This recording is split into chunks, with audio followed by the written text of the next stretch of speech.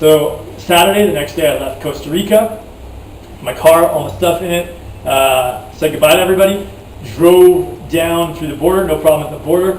Drove to a little area called David District. Stayed with these Italian people who have a bed and breakfast, just by chance with Italians.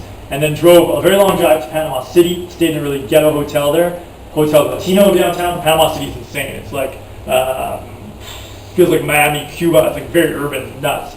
And I talked to this old guy who was born on an army base there, so an American guy. He took me on the subway to this restaurant. He told me all about Panama. It's really interesting, but I won't go into that now. I was only there for one day, so then I drove up to Cologne, which is like an hour away, where the express ferry leaves from, and I had to do my paperwork there. I was like, I don't know if I'm going to get on this ferry. It was super stressful. I've only been sleeping like 3 hours a night the last 3-4 nights because of just planning and everything, and ended up basically getting the paperwork done. Got on the ferry that day, and it was just like, oh my god, because while I was waiting in Costa Rica, I was just getting so defeated. I was like, because I had my mind set on the ferry when I heard that it was a possibility, even though originally I planned to sell the car and backpack, and then I'd already kind of given up and started selling the car, and then when it switched gears again, I was just like, so it's just a big relief to be on that ferry. And I think I have some footage of me just leaving the port in Panama, Cologne. Cologne itself is like a really poor city. I was hanging out with some French people who were doing the same thing as me when I was there, and it was just like, yeah, it was really colorful, sort of Caribbean, but very poor. But I dug it, like, definitely cool. But I was only there for like the day, and then we went on the ferry. And the ferry was 18 hours, and it was really rough. Like the boat to me was massive, but I guess nowhere near the size of a cruise ship, which is what you really need to navigate those waters without having to be really rocky. Like a lot of people, I'd say 50% of the people on the boat, you could tell they were hurt, but I was okay.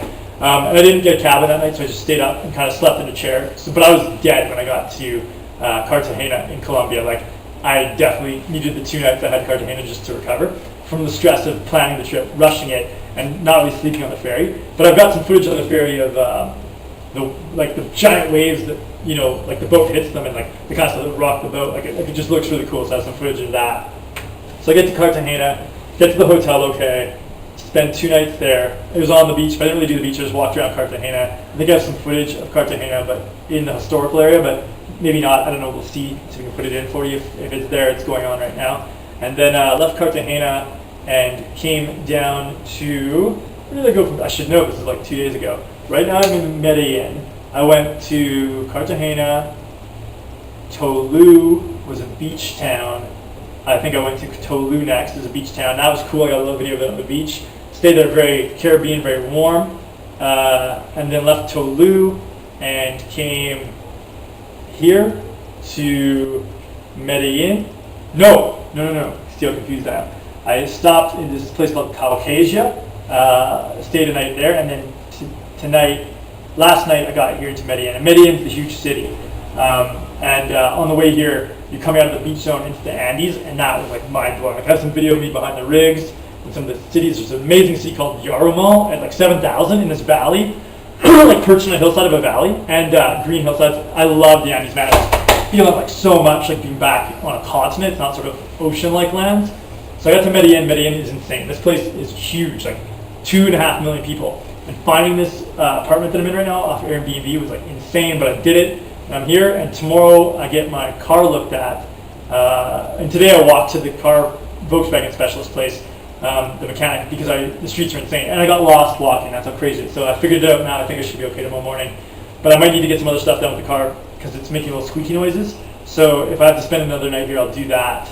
But hopefully I can be on the road tomorrow, keep heading south. I won't be out of Colombia for like another week at least. It's a pretty big country. But anyway, Montana to Medellin, that's sort of how it is. I'm in South America with my car, British Columbia plates, pretty crazy. Been a long time, got some long crazy hair, and it's nuts outside. So that's all I got. Probably a lot of talk left for you to listen to if you ever decide to listen to it. Probably more for myself when I'm an old man recounting back. But anyway, that's the deal. On my way to Argentina, I hope.